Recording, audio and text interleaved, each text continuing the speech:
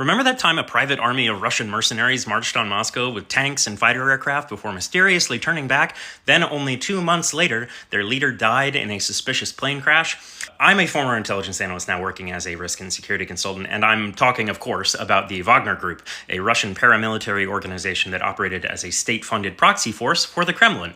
Wagner allowed Putin to conduct military operations worldwide while hiding casualties and generally avoiding any kind of direct responsibility. The Wagner Group was founded in 2014, actually during Russia's annexation of Crimea, by two men, Dmitry Utkin, a former Russian Special Forces commander whose call sign Wagner, after the German composer, gave the group its name, and Yevgeny Prigozhin, a convicted criminal turned billionaire caterer. From 2014 to 2023, Wagner deployed thousands to various conflict zones, including to Ukraine's Donbas region, to Syria in support of the Assad regime, to Libya for the warlord Khalifa Haftar, and to multiple other African nations. They secured oil fields, they seized diamond mines, and they propped up dictators generally, all while accusations of unaccountable war crimes and mass civilian killings followed them literally everywhere they went. Back to Yevgeny Prigozhin, Wagner's co-founder. Prigozhin spent 9 years in a Soviet prison before building a restaurant empire. And he financed and controlled the organization while his partner Utkin handled military operations.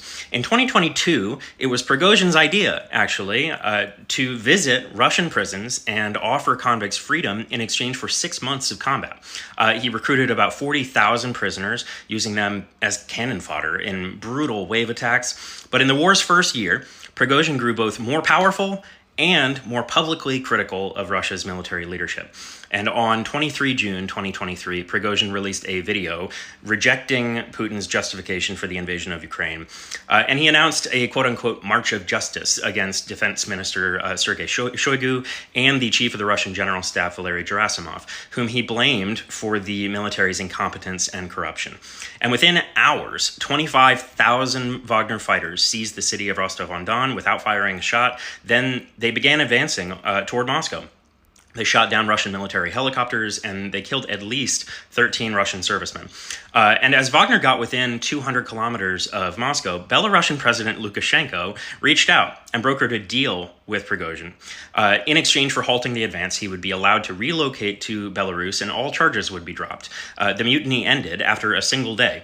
But exactly 2 months later, Prigozhin's private jet crashed in mysterious circumstances north of Moscow, killing both Prigozhin and Utkin. The U.S. concluded that it was, in fact, an intentional explosion, and the Wall Street Journal later reported that Putin's Security Council chief orchestrated the assassination.